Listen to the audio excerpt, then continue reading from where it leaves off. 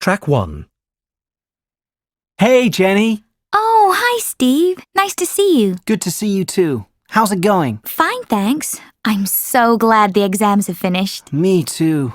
So, are you going on a holiday this summer? Yes, I've decided to go to Mexico for the whole summer vacation, 6 weeks in total. That sounds great. What are you going to do there? Well, actually, it's a working holiday. I'm going to work at a school teaching English to children. What about you? I'm going to Paris for 2 weeks. Are you going with your family? No, I'm going with my best friend. We've enrolled in a language school to study French. That sounds like fun. Have a good trip. You too. Track 2.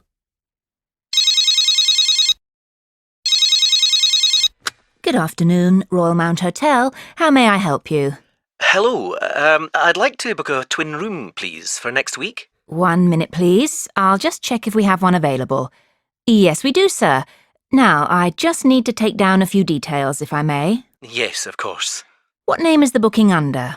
My name, Duncan Jeffrey. That's Geoffrey. Geoffrey.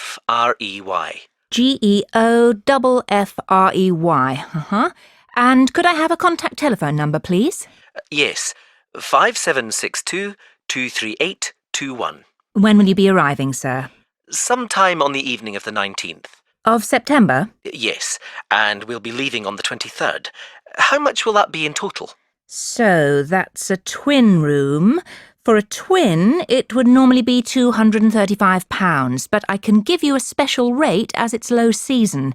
£210 for the 6 nights. Great, thank you. And how would you like to pay, sir? We accept cash, cheque or credit card. I'll pay cash on arrival, if that's okay. Of course, sir. We look forward to seeing you. Track 3. So, what are the differences between these 4 hotels? Well, the main difference is in the facilities they offer. The Hotel Sunshine is the only one which has a gym, and it's also got one of the top health spas in the area. It's next to a lake, so you can do water sports there. But if you really like sailing or water skiing, then the Highland Hotel would probably be the best place because it offers great instruction programs in these sports. Actually, I'm not a sporty person. Okay. Well, what about the Hotel Carminia? It's a brand new hotel and it prides itself on its cinema and multimedia centre. And then there's the Royal. This one has a conference room, a meeting room, and free computer access. But it's not really appropriate for children. There's not much in the way of entertainment. Well, I'm going on holiday, not to work, and it's just my wife and me, so I think we'll book with the Hotel Carminia, please. Track 4. So, there's a great walking tour tomorrow morning. Or tomorrow night, we could go on the cruise round the harbour. What do you think, John? Well, we've got theatre tickets for tonight, so we'll be too tired for the walk-in tour in the morning. But I don't fancy the cruise either. Why not? It'll be fun. Look, it's a dinner cruise and it's only $12 each. I hate the sea, and I'll be sick with fear if the waves are big. And dinner? On a boat? I just couldn't. But we'll be in the harbour. Still. What about this? There's a bus tour tomorrow evening. It's only $5.50 and it goes all around the main tourist sites. Yeah, that sounds okay, but I'd much rather... Track 5. Where shall we eat tonight? Well, there are plenty of options. The guide says this city has hundreds of restaurants. What kind of food would you like to have, John? Well, I quite like seafood. There's the Captain's Table on Firth Street. The guide gives it 4 stars. I don't know. The hotel receptionist told me the service is slow. But if you like seafood, there are a couple more places in the guide. Yes. Mangan's or Joe's Cafe. What about those, Sam? Mangan's could be a good option. It's nicer than Joe's Cafe, and there are fantastic views as well. We'd probably pay a bit extra. Joe's Cafe is much cheaper. But we're on holiday. I think we should splash out. That sounds great. Oh no. Hold on, it's closed tonight. Oh, what a shame. Shall we go to Joe's Cafe then? Yes, I suppose we'll have to. I'll give them a call and book a table. Can I use your phone? No. Sorry. I've left my phone in the hotel. We can ask the receptionist to do it. Let's go back now and sort it out. We can get changed and have a drink before dinner if you like. OK, good idea. Track 6. Hello, how can I help you? Hello. Is it possible to book a bus tour of the city here? Of course, sir. When would you like to take the tour? There are tours in the morning, afternoon and evening. Sometimes it's nice to see the city at night with the buildings lit up. We'll be going out for dinner tonight, so we'd prefer to go this afternoon. Oh, and it's for 2 people. Right. Now, I just need some details. Can you give me the names of the 2 people, please? Yes, Susan Field and James Carter. Susan Field and James... Sorry, can you spell your surname for me, please? It's Carter. Carter. Thank you. And can I have a contact telephone number? Why do you need one? Just in case we have to cancel the tour and need to contact you. I see. Well, my mobile number is 07988 636 197. That's 07988 636 197. Now, can you also tell me which hotel you're staying at? The Crest Hotel. Oh, no, sorry. That's the hotel we're staying in next week. It's the Riverside Hotel. Oh, the Riverside is a lovely hotel. Are you enjoying your stay?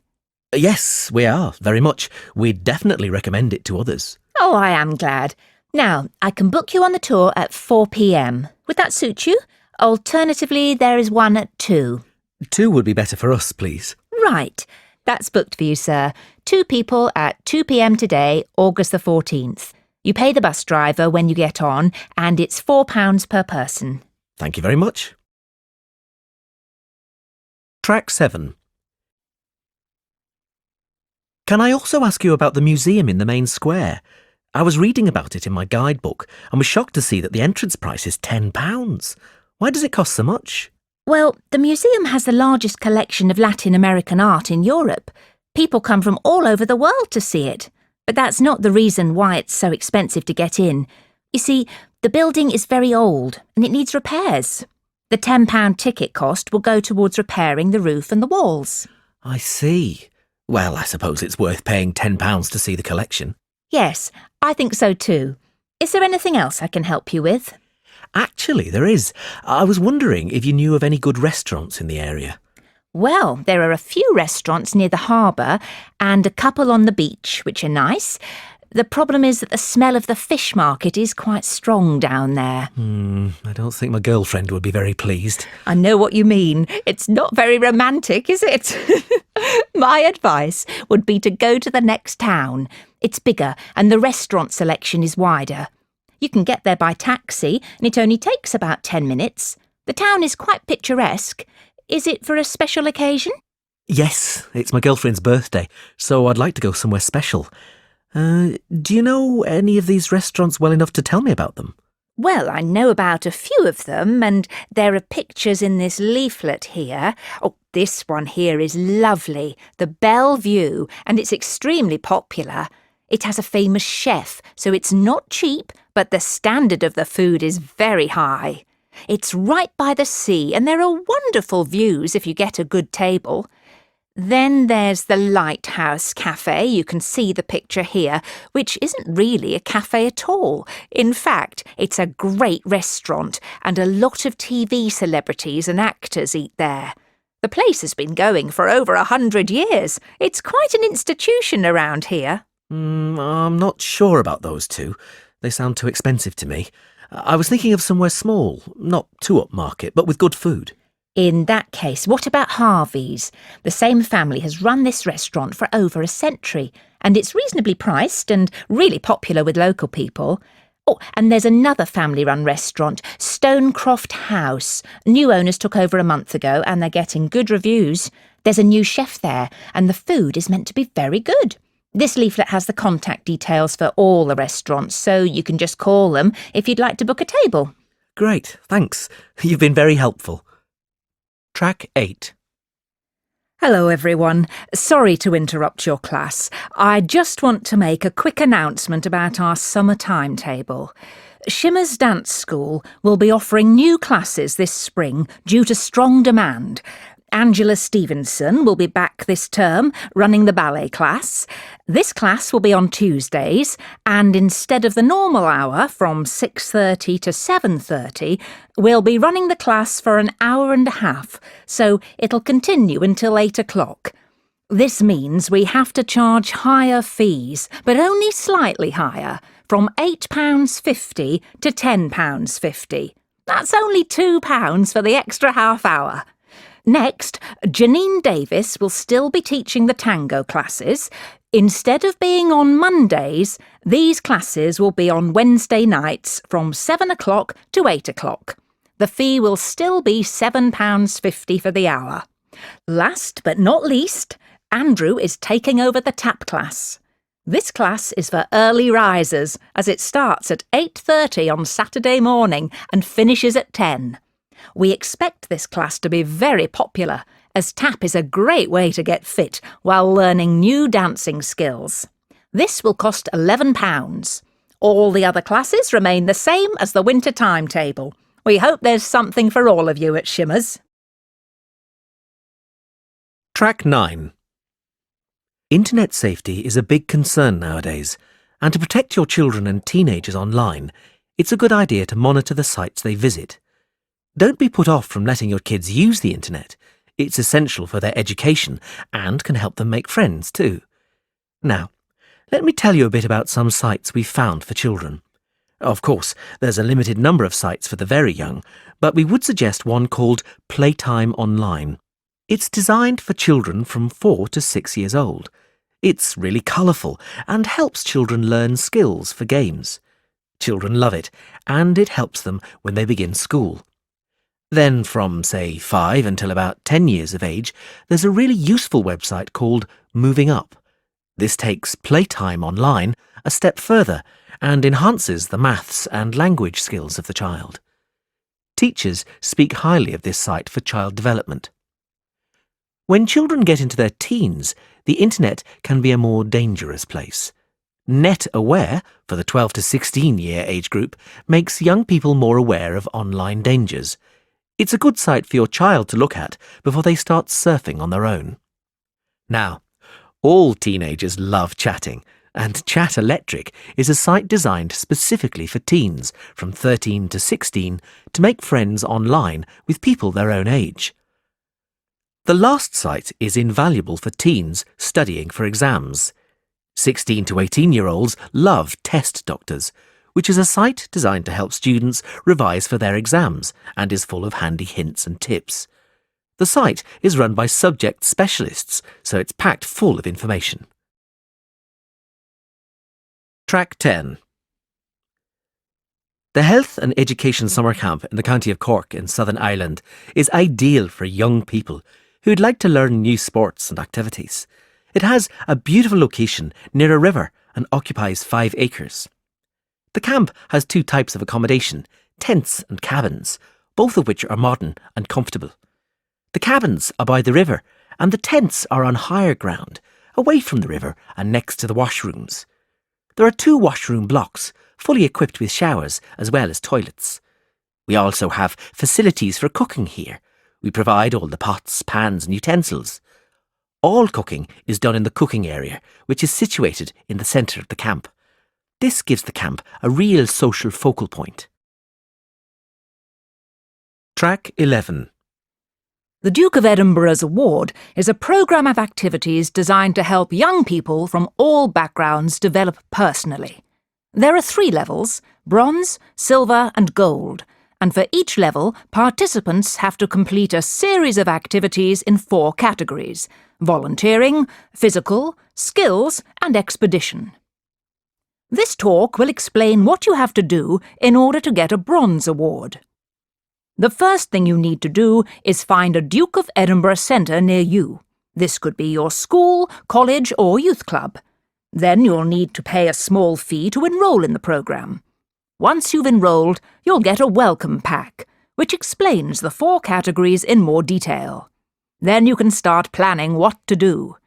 You can do many different types of activity for each category, but you must get them approved by your Duke of Edinburgh coordinator before you start, so you don't waste time doing something which is not approved. The other important person is your assessor. This is the person who will certify that you've completed each activity by signing your record book. After you've completed all the activities in the time given, your assessor will send your record book results to the operating authority, who will check it. If everything is satisfactory, you'll get your certificate and badge to confirm you've completed the award, and after that, you can start working on the silver award. Track 12.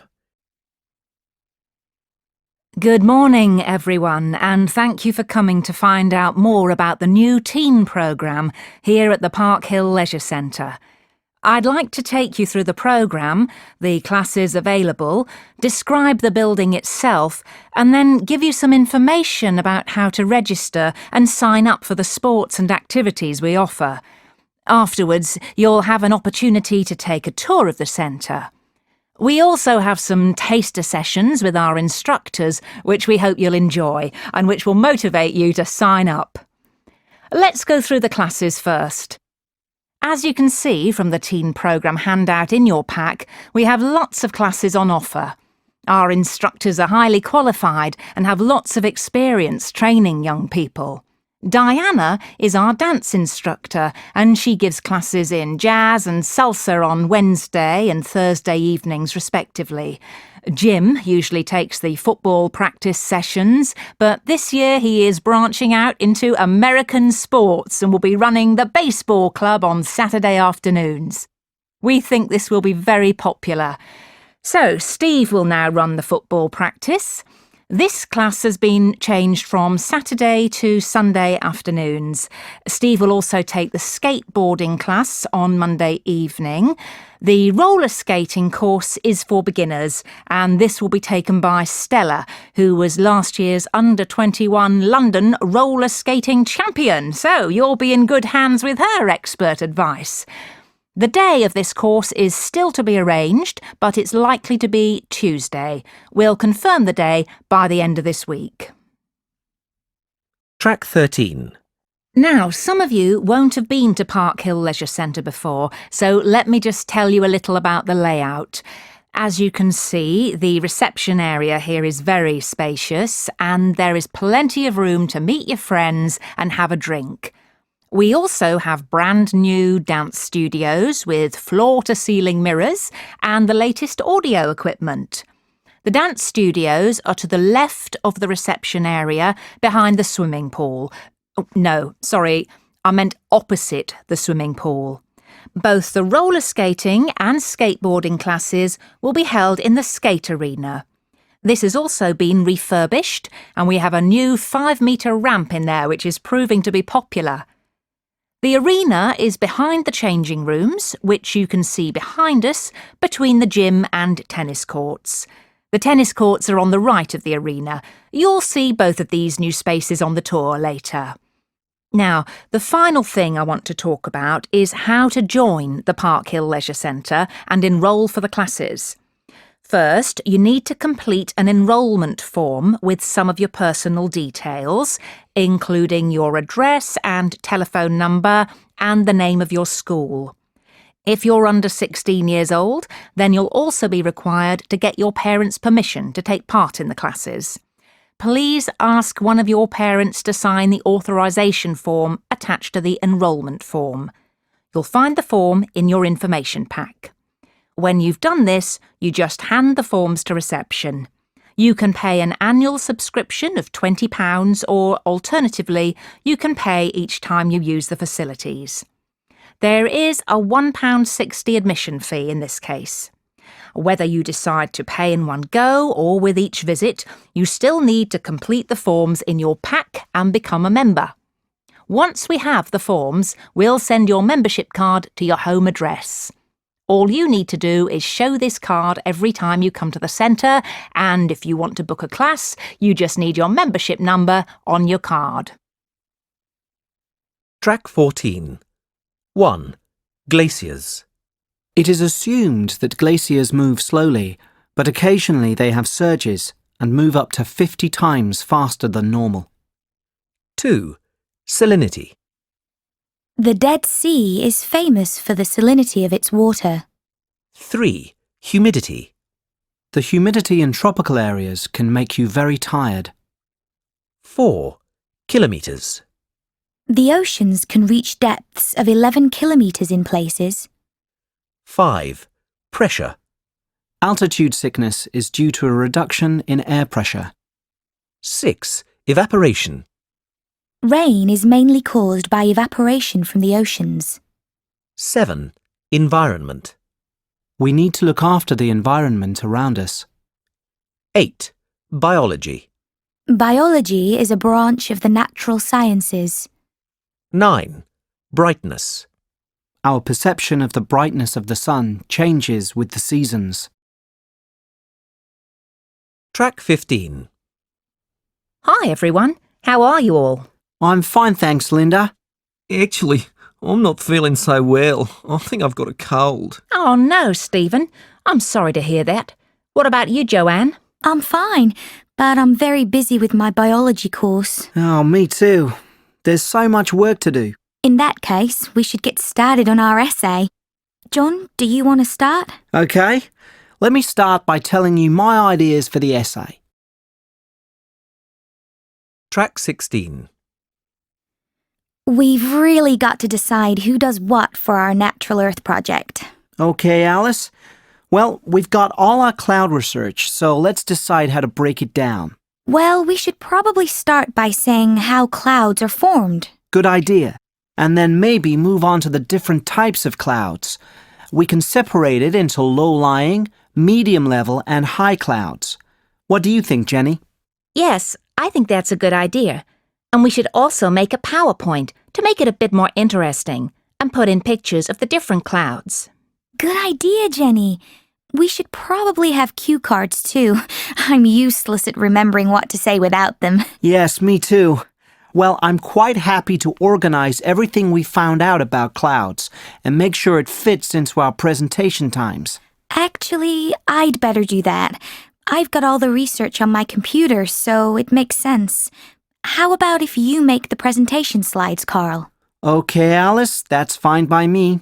Well, if you guys are going to do that, then I'll look on the internet for pictures of the different types of clouds. That'll be great, Jenny. I'll also make the prompt cards so we don't forget what we're saying during the presentation. Sounds great. Let's have a run-through on Tuesday.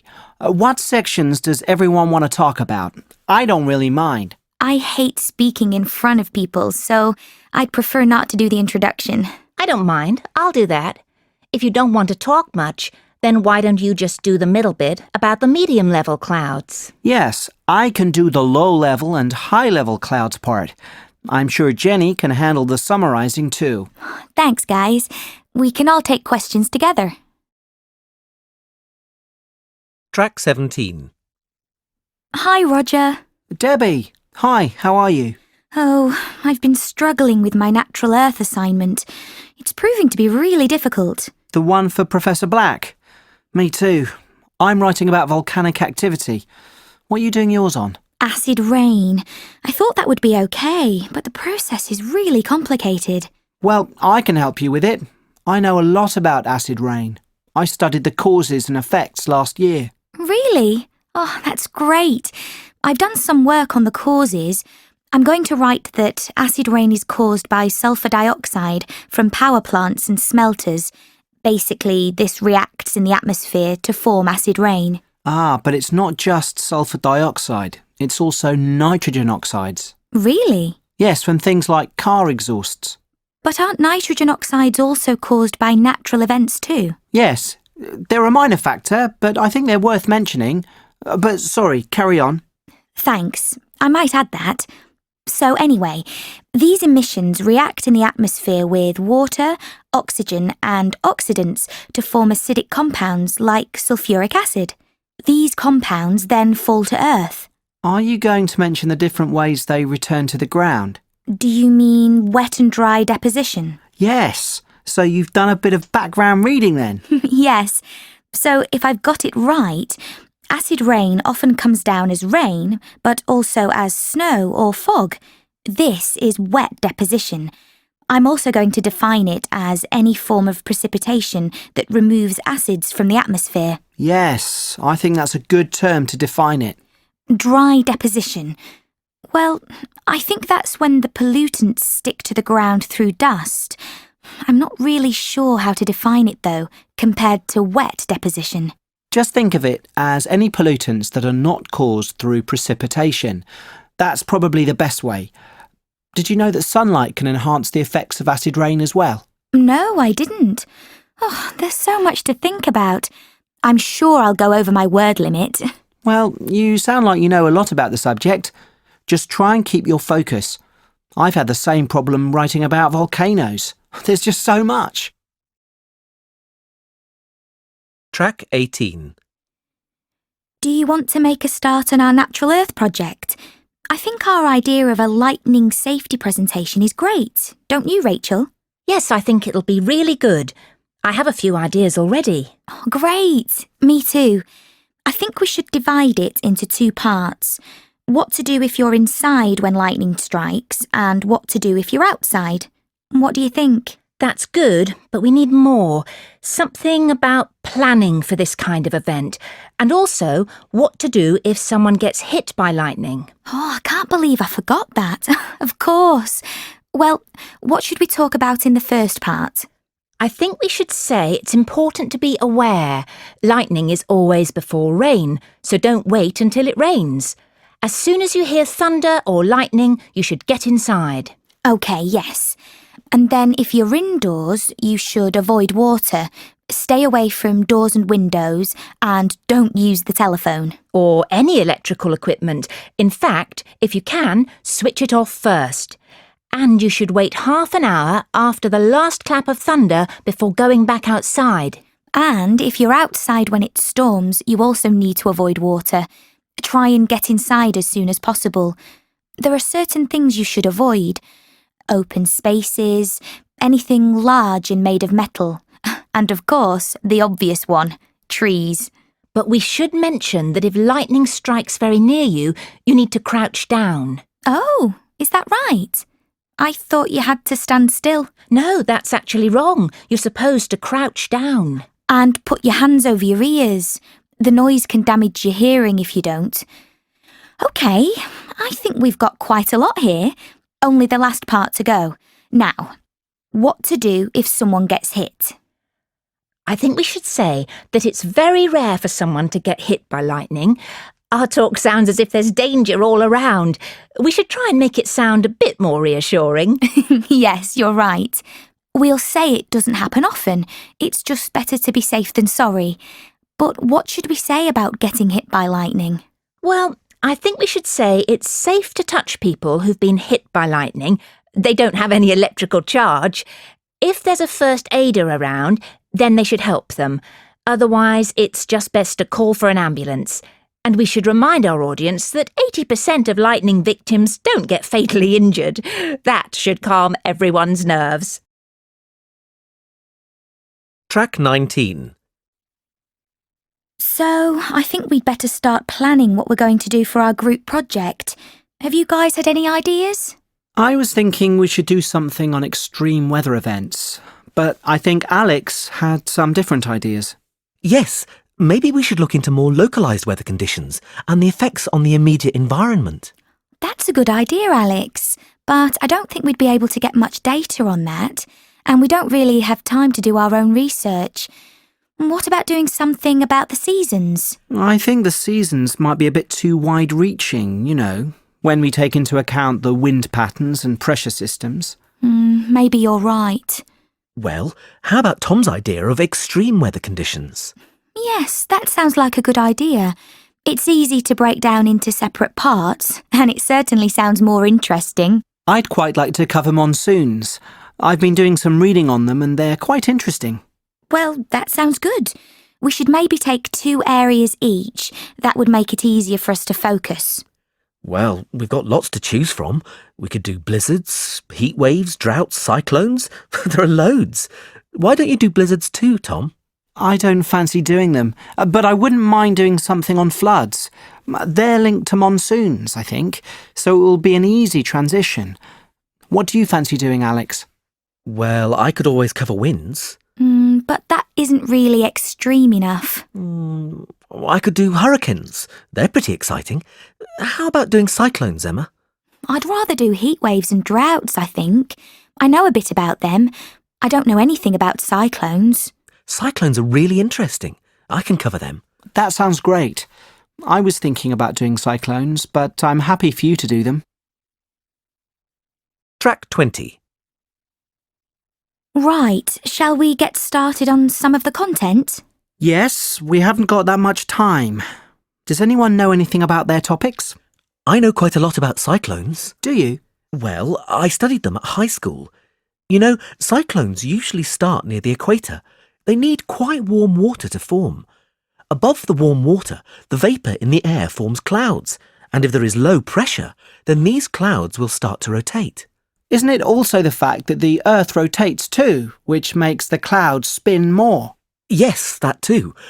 Once they begin rotating, they can either lose momentum or keep gathering momentum until they hit land. These ones are called mature cyclones. Luckily, as soon as they hit land, they start to lose momentum and fade away, just because they don't have the warmth of the ocean underneath. Well, that's a relief. They can still be really destructive. They are like a big circle of wind. They blow strongly until the eye of the storm passes, you know, the centre, where everything is really quiet, no wind or anything. But then the other side hits and the winds blow just as strongly, but in the other direction. It's just amazing. Yes, I would really like to cover that. Well, it looks like we've got it all arranged then. Track 21. My family isn't very big. There's just my son and me. I'm a single parent. For the last 10 years, I've been concentrating on looking after my son James, who's now 14. But now I've met someone special, and we've just got engaged. My fiancé has 4 kids of his own, and we're going to get married in July. James is really excited about it. He's looking forward to having brothers and sisters in his new step-family. We live as one big extended family. There are 7 of us in our household. Besides my husband and me and our children, there's my aunt and 2 of my cousins. I stay at home and care for my mother because she's quite old and can't look after herself. Obviously, we suffer from a lack of space in the house, but we all get on well. Track 22. 1. Firstly, I am going to talk about the role of the parent. Secondly, I'll discuss the role of the child. And lastly, we'll look at the family unit as a whole. 2. Parenting is a difficult job because no 2 children are ever the same. 3. Families are important because they form the basis for socialization. Additionally, they educate and protect the next generation. 4. The family structure has varied greatly over time. That is, different times have had different views of what a traditional family structure is. 5. Many argue that less traditional structures are not as effective. However, there is little evidence to support this. 6. Many people are having families later in life. Consequently, the rise in the number of single people may only be temporary. 7. Families in other parts of the world differ from the Western norm. For instance, in some cultures, having multiple husbands or wives is the norm. 8.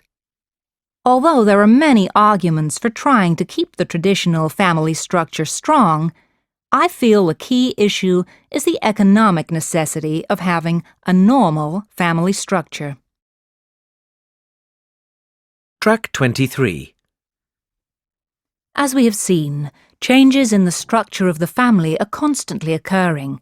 Extended to nuclear, patrifocal to a more equal footing between the sexes, and dual parenting to single parenting.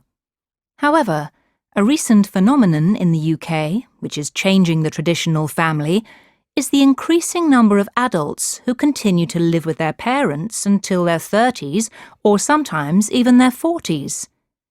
The UK has traditionally been a society where offspring leave the family home in their late teens or early 20s to set up their own home and families. But in the last 25 years, this has decreased. Official statistics released by the Office of National Statistics show that today 10% of men in their early 30s still live with their parents. This compares with 5% of women in this age range. The reasons for this are complex and varied. It cannot be denied that some people are choosing to stay at home. Living with parents can be an easy option. Food is provided, heating and electricity are paid for, and rent, if any, is minimal. However, a third of those surveyed claimed they are living with their parents because it is too difficult to get on the property ladder. House prices in the last few decades have risen dramatically. Property is now 5 times the average annual salary, whereas it was only 3 times the average annual wage in the 1980s. This fact, coupled with high unemployment amongst young people, makes it virtually impossible for a single person to buy a home or even rent. The number of students going on to higher education has also been steadily increasing. Many of these students return home after finishing their studies as a result of the student debt they have accumulated. It can take many years to pay this off, and if the burden of rent or a mortgage is added to that, it can be just too much for a young adult's pocket. However, help is now at hand. The government is tackling some of the problems that cause people to remain with their parents with a new scheme, the Affordable Housing Scheme. This aims to help people part buy a house or flat by making housing more affordable for first-time buyers and possibly taking the strain away from elderly parents. Track 24. The family is a topic which we will look at in great detail this term. For sociologists, the family is often seen as the beginning of socialization. Indeed, it is the seed of society itself. In recent decades, many old people have no longer been able to rely on their offspring for support, which was common 50 years ago. Many children are brought up by only one parent, something virtually unheard of before the 1960s. We can certainly say that during the last half-century, we have seen an enormous change in traditional family structures. The extended family lasted well into the early 1900s, and this kind of strong family unit was essential due to property ownership. Housing often was scarce, and it was necessary for people to live with parents and take over the property when their parents died. Of course, people still benefit from their family line. Still today, people generally inherit any money that their mother or father might have. In the UK, the last 50 years has also seen a decrease in the number of offspring parents have, whereas in the 1950s, only 10% of offspring were only children. This number has risen. Nowadays, this is the case for just over a third of children. Track 25. In Victorian times, the upper classes made up less than 3% of the entire population of Britain, yet this class held more than 90% of the country's wealth. This shows the massive gap there was between rich and poor, a gap which has shrunk considerably in the last century. Today, we're going to look at the wide differences in family life between rich and poor in Victorian times. Let's begin with the upper classes. The upper classes of the Victorian period were generally the nobility or the clergy. Most of their servants were very poorly paid, but were always accommodated within the homes of upper-class Victorian families, so they didn't have to pay for accommodation, food, and often clothing. The money which they did earn, they normally sent home to their families. Many Victorian servants came from the countryside, where the effects of the Industrial Revolution had resulted in job losses. Amongst these servants were cooks, housemaids, stable hands and butlers. The family would also employ a nanny, who, although employed by the family, was not traditionally seen as a servant. A nanny's primary role was to care for the children.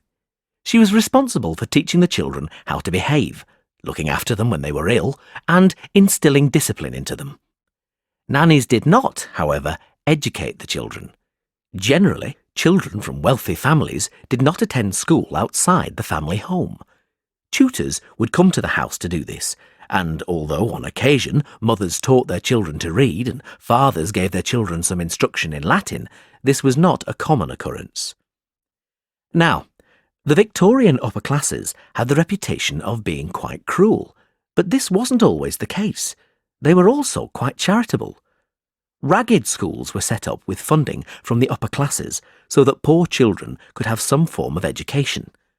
Additionally, most Victorian parents were very proud of their children, who were often seen as prized possessions. This goes against the common idea that parents were very hard on their children. In fact, the opposite was generally the rule. However, the situation for lower-class families was very different. In the lower classes, child labour was rife. Children, as young as 8, earned a living as chimney sweeps for wealthy houses. Now, let's move on to looking at the lower-class families in more detail. You'll find that very often. Track 26.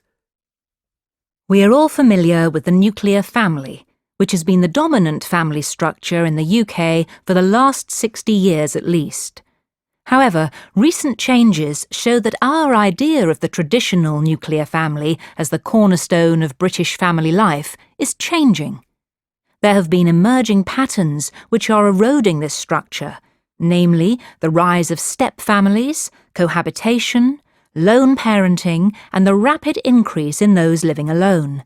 We are going to explore these areas in turn and look at their effect in terms of the family.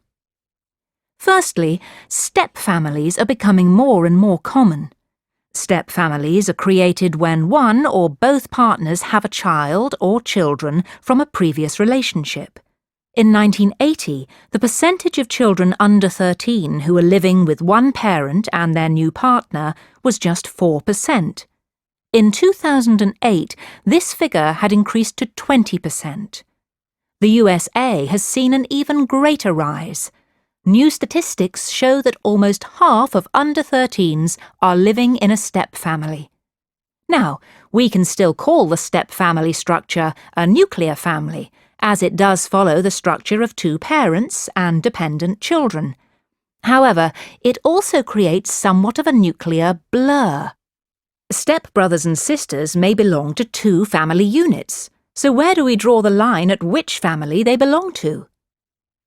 Cohabitation, when partners do not marry yet live together as a family, has also increased. In 2006, of the 17.5 million families in Britain, nearly 3 million of these comprised unmarried couples. What does this mean to the nuclear family?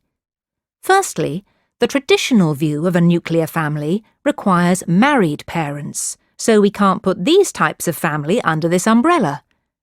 Statistics show that even if cohabiting couples have children, they are more likely to separate than their married equivalents. Lastly, we need to look at the rise of the DINKs, which stands for Dual Income, No Kids. As Clark and Henwood outline, many cohabiting couples are choosing a life without children, putting consumer spending first. Lone parenting is a relatively recent family structure, which has rapidly grown in the last half-century. In 1972, only 1 in 14 children lived in a lone parent family. When we compare this with today's figure of 1 in 4, we can see that this is a rapid increase. In the past, lone parenthood was overwhelmingly the result of a death of a parent. Nowadays, however, it is increasingly a choice. Some sociologists argue that this increase is due to the outlook of women. Where women once were willing to accept an unhappy or abusive marriage, now many will choose lone parenthood. Often this can be just a transitory phase before they find a new partner. This view of women's attitudes and lone parenting is highly debated because some figures show that the largest group of lone parents are mothers who have never married. You can find counter-arguments for these ideas in Butler and Jones. One difficulty for single parents is that they are a social group who are much more likely to suffer from poverty and hardship. They are more likely to live in rented accommodation and have childcare issues.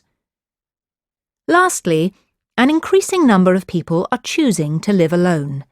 The number of people living alone in Britain has more than doubled in the last 20 years. In 1990, just over 4 million people lived alone. Now this figure has reached 8.5 million, an incredibly rapid growth which has had enormous effects on the traditional nuclear family. This number represents a great chunk of the population who, either by choice or necessity, are outside the traditional family unit. Some think that these changes may not help the community. In fact, there are many arguments that this rise in alternative household structures will create a more isolationist and less community-based society, where close bonds, which are usually formed within the family, have no place. Leaving aside whether or not the housing even exists for this boom, an important factor which must be looked at is the disproportionate expense for those living on their own. By this I mean the burden of all costs is shouldered by one wage instead of two, and of course one person is using the energy which could be shared between a group, having a greater impact on the environment too. However, on a more positive note, people, especially women, are proving to be extremely... Track 27. Hi, Dad. How are you? I'm fine, Sally. How's the course going? It's going well, actually. I'm really enjoying my math course at the moment, mainly because it's not that difficult compared to the other modules. Good. And what about the tutors? What are they like? Well, I've got 4, and they're all highly knowledgeable. But Professor Jones is my favourite. I really respond well to the way he teaches. And are your fellow students nice too? Yes. I've made lots of new friends, and everyone seems to be very hardworking. The course has lots of group work, but to be honest, this isn't really the way I like to study. I prefer to study alone. Oh, well, I suppose not everything can be perfect. I know, Dad. You're right. In fact, there is one thing I'm a bit concerned about. My statistics module. I think I might not pass it. Well, let's wait and see, shall we? There's plenty of time to improve. Don't worry about it yet, okay? Thanks, Dad. I'll try not to. Track 28. A. Excuse me, can you tell me where the bank is, please? It's opposite the cinema, next to the supermarket. B. Excuse me, can you tell me where the bank is, please? It's round the corner from the supermarket. C. Excuse me, can you tell me where the bank is, please? It's up the road from the supermarket, beside the cinema. D. Excuse me, can you tell me where the bank is, please? It's at the opposite end of the street from the cinema. E. Excuse me, can you tell me where the bank is, please? It's behind the supermarket, which is near the cinema. Track 29. Hi, Jane. How are you settling into life at university? Fine, except I don't really know what there is to do in town. I haven't had time to look around yet. You've been here for a year. Could you give me some ideas? Of course. There's lots of places for students. Firstly, if you go across the bridge over the river outside the campus and turn left... Oh, no, sorry. That's the garage. Turn right. Then you'll get to the bowling alley, which is really popular at the weekends because it's so close to the campus. On Friday nights, they have a special discount for students. Oh, that's great. I love bowling. So, do you like sports, Jane? Yes, I go running and swimming, and I play badminton. In that case, there's a running track behind the university campus, and I think they have a badminton court at the sports centre. Actually, I'm happy just to run in the park. Well, there's a large park in town too. If you go down the road opposite the bowling alley and take the first right, then you'll get to the park. It's quite big and there's a lake in it. You can take a boat out on it. The university rowing team practice there. What about places to eat out? Are there any good student hangouts? Absolutely. There's the Elm Tree Cafe, which is down the road from the post office, in the opposite direction from the river. The cafe is on a fork in the main road, and it's quite an institution round here. OK, well, I'll have to check it out. I'm looking for a part-time job, so maybe I'll be able to find work there. You should try. They're always looking for new staff, and they often hire students. Now, have I forgotten any other important places? Oh, yes. You like sport, so I should mention the leisure centre. Don't get it confused with the swimming baths, which are down the road from the supermarket. The leisure centre is opposite. There aren't any swimming baths there, but you can get a student leisure card which will let you into both. So, you see, there is quite a lot to do in this town. It seems like there is. Well, thanks for all the information, Sophie. No problem. See you soon. Track 30.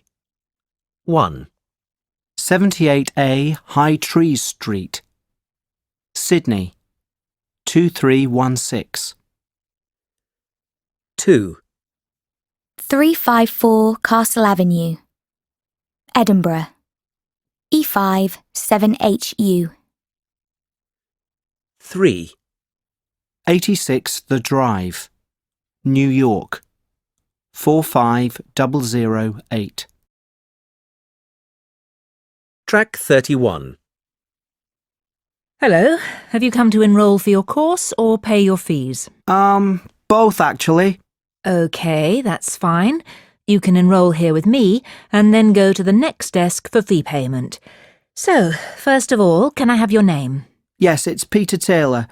That's Taylor with a Y. So, it's Taylor.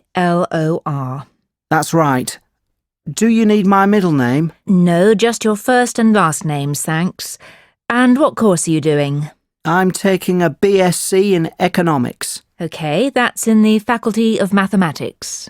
Oh, I thought it was in the Faculty of Business and Management. It was last year, but the course has moved to the Mathematics faculty this year. Oh, thanks for letting me know. No problem. Now, where are you going to be living? On campus or in private accommodation? University accommodation. I'm in room 112, Ashley Residence. Did you say Ashley Residence, the one in Duke Street? It's just that there's another residence called ASCII Residence, so it's confusing sometimes. I don't want to make a mistake on the computer records, otherwise you won't receive any university mail. It's definitely Ashley. ASHLEY. Great. And what about your home address?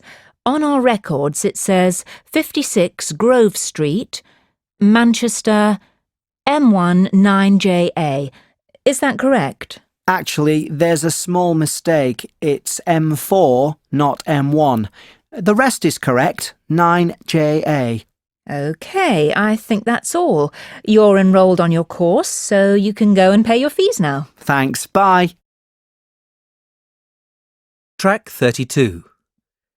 Hi there, can I help you? Yes, I'd like to find out more information about the services here at the Students' Union. Of course, we're here to help you throughout your time at university. So, what kind of help can you give me exactly? Well, our job focuses on 3 main areas: giving advice and information to students, arranging social events, and campaigning for students' rights. Right. And what about help with things relating to everyday life? Well, we have a team of 6 advisors who work part-time and have expertise in certain areas, including accommodation and travel. Oh, that's great. And how can I contact the advisors? Right, there are several ways. You can come into this office and speak to an advisor in person, or email us if you can't come in. And there's also a 24-hour helpline. You can find the helpline number on your student card. And you can call us at any time of day or night with any questions or worries you have. OK, and thanks for your help. You're welcome. Track 33.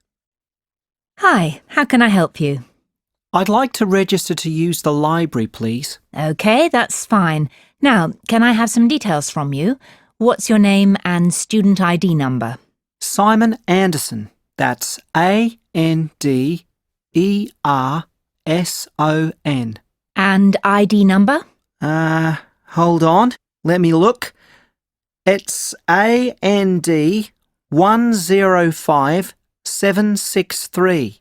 AND 105769. No, it's AND 105763. Thank you.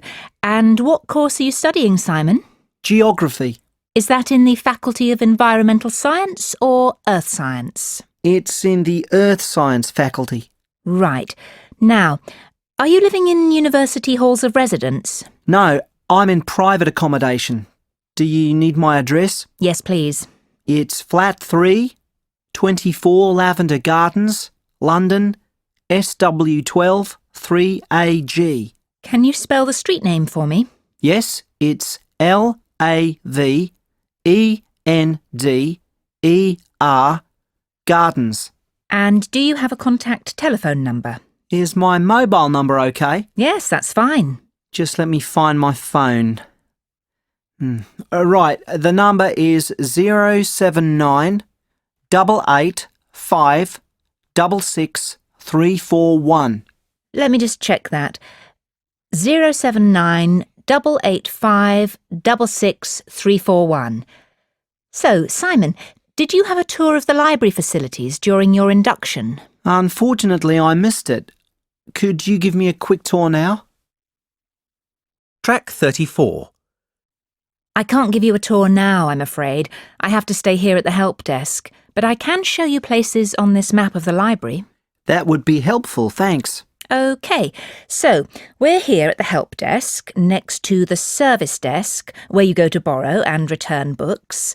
The maximum number of books you can borrow at any one time is 10. Yes, I see. Opposite the service desk is the training room, which is used by library staff to give demonstrations of the computer systems to staff and students.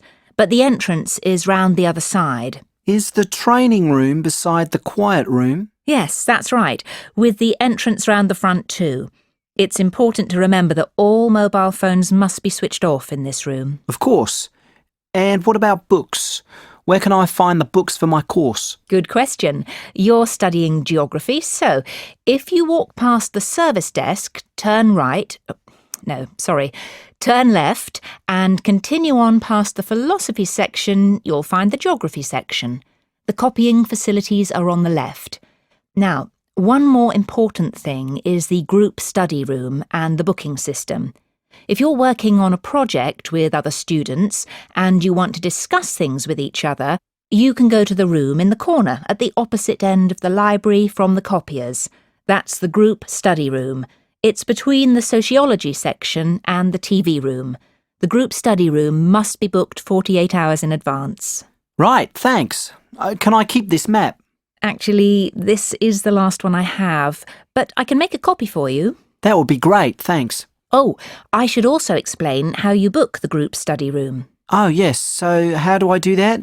You can only book this room using the online reservation system, the same one you use to reserve books that are currently on loan. I thought it was called the online catalogue system. No, that's for searching for things in the library. The reservation system is what you use to make a room booking. And can I access that from outside the library? Yes, via the library website. You will need to enter the name and student number of each student in the group too, so make sure you have these to hand when you make the booking. But all this is explained on the home page of the website.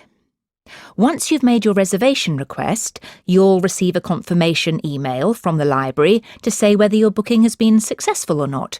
If not, you can try to arrange another time. Well, that sounds fairly easy. Yes, you'll be fine. It's all quite straightforward, really. Thanks. Track 35.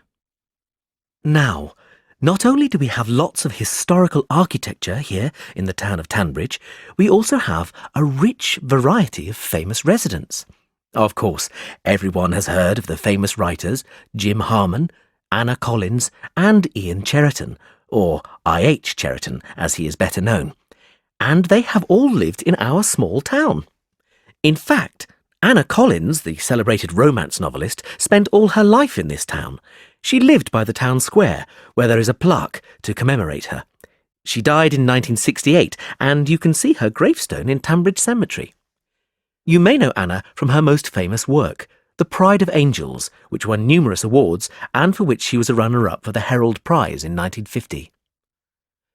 James Harmon also lived here between 1975 and 1990. A best-selling horror writer, he got many of his themes for his haunting novels from this very town. He passed away a year after leaving Tunbridge, and although he isn't buried in the town, we do have a statue of him on the roundabout as you enter the town.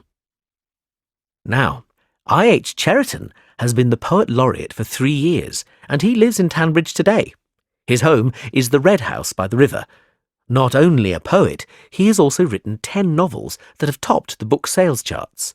He always does a lot of work for local charities and is quite a gem in this town. Lastly, another famous resident of Tunbridge is Sylvia Daniels. She grew up in Tunbridge and went to the local comprehensive here. You can see her childhood home just across the river by the post office. Now, I am sure you all know her for her latest film, Planet Dust, which has just reached #1 at the cinema box office. But she wasn't always an actress. Before she headed for Hollywood, you could have seen her waiting tables in the Dorridge restaurant here in town. She often comes back to visit, as her family all still live here. If you're lucky, you may even catch a glimpse of her. Track 36. Welcome to the latest episode of Film Finest with me, Liz O'Donnell. The films I'll be reviewing in this episode are What Happens in the Night, the new horror film by acclaimed director Jan de Nijberg, and Happy as Larry, a new romance comedy starring Harrison Wyatt and Sonia Smith. Let's start with What Happens in the Night.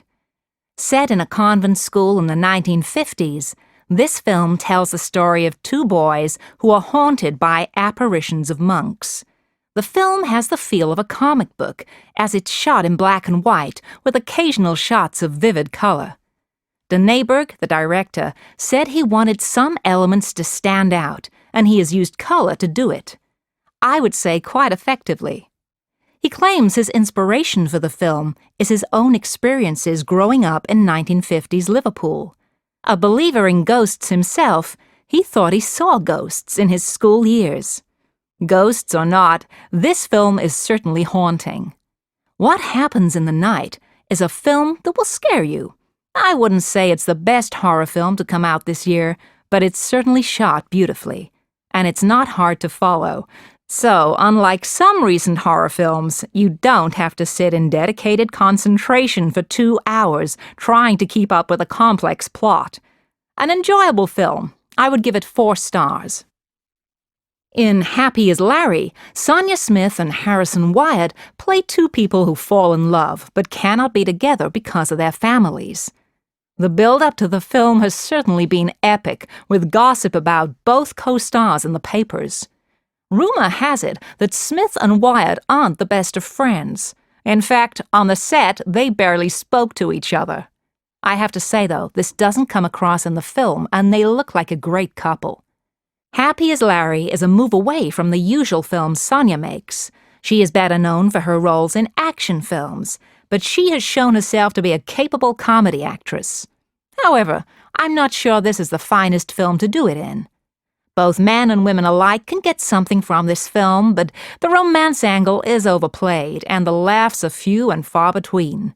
If you want romance, this film is fine, but if you want comedy, I would recommend seeing something else. I would give it 3 stars. Now, there are some new video releases which are gonna be coming out in the next month. Track 37. So, we have Phyllis Bailey here to talk to us about Fame. Her new book, Famous for 15 Minutes, is coming out on Monday. So, Phyllis, welcome. What do you think fame means to us these days?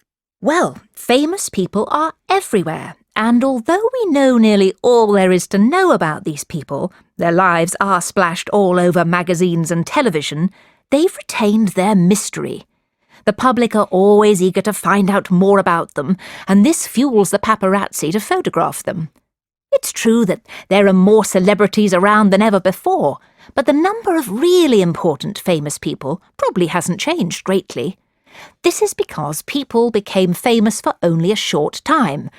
Andy Warhol once famously said, "In the future, everyone will be famous for 15 minutes." And I think there's some truth in that. One day a person is famous, and the next they are forgotten.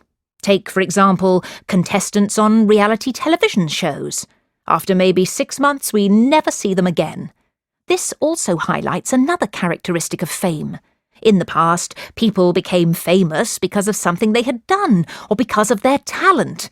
Nowadays, these things aren't necessary. I personally think this is a great pity. Is fame particularly beneficial now? Well, let's look at the winners and losers when it comes to fame. Many people think that celebrities are the losers in this new media world, but that isn't necessarily the case. Take, for example, actors and actresses. They often complain about a lack of privacy, but privacy is possible. There are many celebrities who aren't constantly in the papers. Much as they complain, they chase the publicity and then blame it on the media. In fact, the paparazzi, who photograph the rich and famous, are often seen as figures of hate for this. They come off much worse in the end because they are so disliked by the public and celebrities.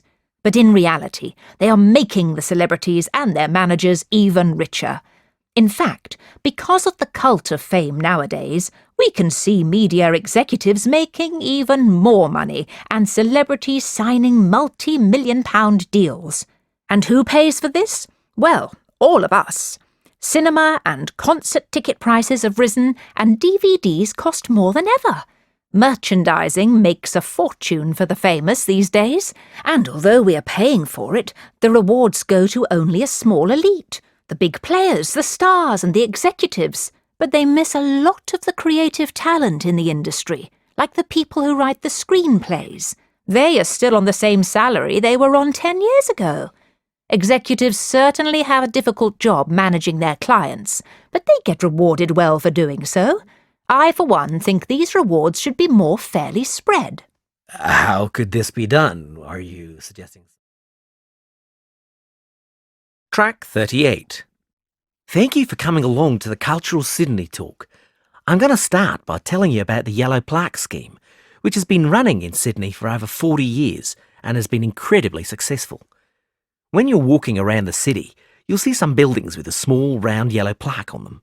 If you take a closer look, you'll see the name and details of a famous person who lived in that very place. We have at present 130 plaques up in the city. The scheme has been great for tourism, but it was really started to raise awareness of the rich history of Sydney, both locally and nationally. And we think we've managed to do this. We also wanted to make people aware of the impressive list of important people who have lived in this city, and we've certainly achieved that. But that's not all. Although not part of our original aims, the scheme has also helped preserve some of the older and more important buildings in Sydney, because people now know that these buildings are a link to our past. Some of the buildings are actually over 180 years old, which for Australia is ancient. We actually think that this is where the scheme has achieved the most success, in raising the profile of our rich history. Of course, it has helped tourism, but not only that, locals also walk around looking at the plaques. It has been really wonderful in highlighting our past. Some people are quite surprised to see who has lived here. Take Errol Flynn, for example. He was married in Sydney.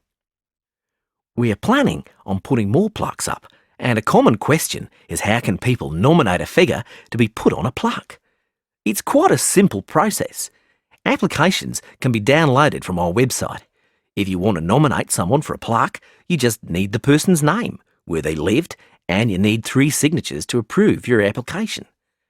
Our panel then checks that all the data you've submitted is correct, and hopefully, within a year, a new plaque will be erected. But you can't nominate just anyone. A plaque can only be given to a person who is famous and has achieved something out of the ordinary, like an important politician or world record-breaking sportsman, for example. We aim to have 50 new plaques up within the next 3 years, and we have plenty of funding to do so. Our funding comes from 3 sources: the local council, community donations and the tourist board. Whereas in the past, the tourist board put in the majority of funding, now public donations count for 65% of all total funds. In fact, our funding is so healthy now, there are plans to expand the scheme. Track 39. At the moment, we only have yellow plaques for all the famous people, but we are aiming to produce different coloured plaques so that people can do specific walks. For example, if they are interested in famous sports personalities, they can do a tour following the red plaques, the colour we are aiming to use for these people. We are looking at introducing grey, white and green plaques as well. We are thinking of using grey plaques to signify people who have done important work within the government, and white plaques for those who have done good works in the community. Lastly, our green plaques we think will be very popular. These will be for painters and sculptors, leaving our yellow ones for writers, actors and other people of note. We do hope you enjoy looking at the plaques around the city. We have guidebooks on sale in the gift shop where you can find all the plaques. These are priced at $11.99.